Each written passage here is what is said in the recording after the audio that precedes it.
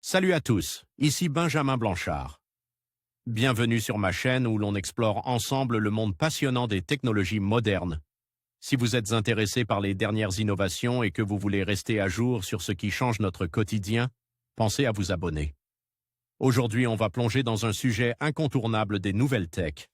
Prêts à découvrir? C'est parti! Bonjour à tous. Dans cette vidéo, je vais vous plonger dans l'univers fascinant de la parole, des vocalisations et des langues du monde. Nous explorerons comment les différentes cultures s'expriment à travers leurs langues, les particularités des sons qu'elles produisent, et l'importance de la communication dans notre vie quotidienne.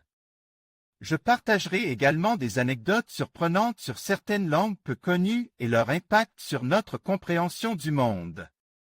Restez avec moi pour découvrir la richesse et la diversité linguistique qui nous entourent. Les humains ont un système de vocalisation complexe. Celles-ci sont digitales et compositionnelles. Elles sont construites à partir de la recombinaison d'unités qui sont systématiquement réutilisées dans les vocalisations.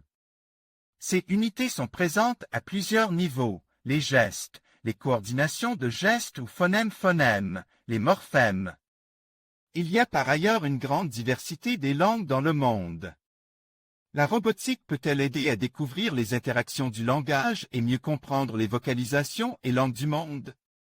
Osiasia, Shutterstock espace articulatoire et langue du monde. Alors que l'espace articulatoire qui définit l'espace des gestes est continu, chaque langue discrétise cet espace à sa manière.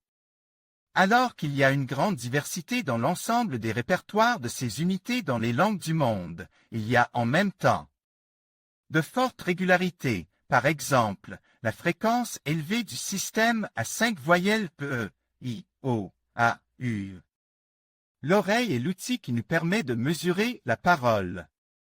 Cependant, notre perception de la parole ne correspond pas directement aux mesures fournies par l'oreille. En effet, le cerveau effectue un certain nombre de traitements de ce signal, dont certains sont le résultat d'un apprentissage culturel. C'est pourquoi des personnes parlant des langues différentes peuvent percevoir le même son de manière très différente. Par exemple, les Japonais ne perçoivent pas la différence entre le L de lead en anglais et le R de read. DR combinaison des unités de vocalisation, phonèmes, syllabes, patterns.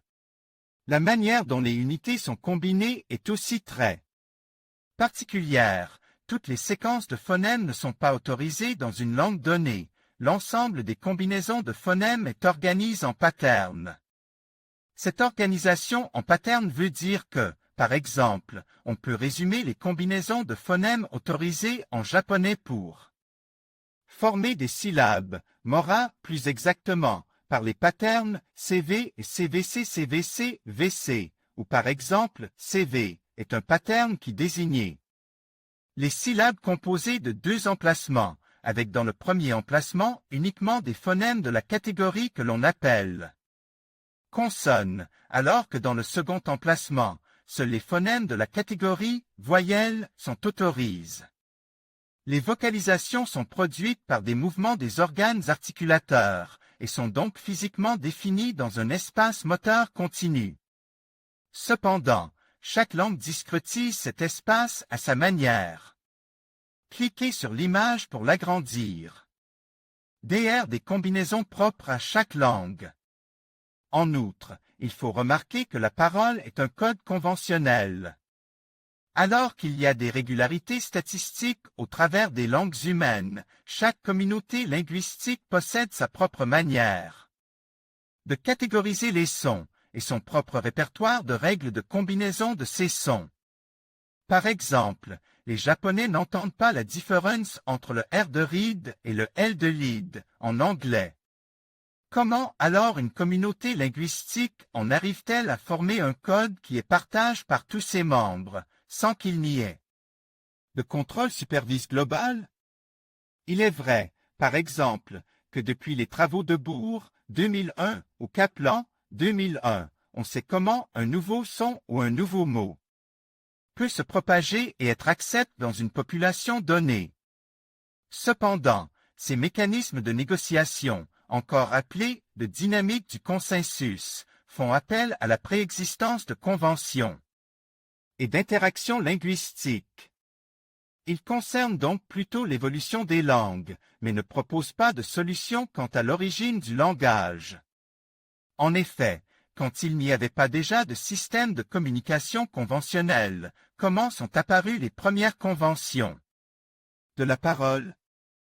En conclusion, la parole, les vocalisations et les langues du monde forment un ensemble fascinant et complexe qui reflète la diversité de l'expérience humaine.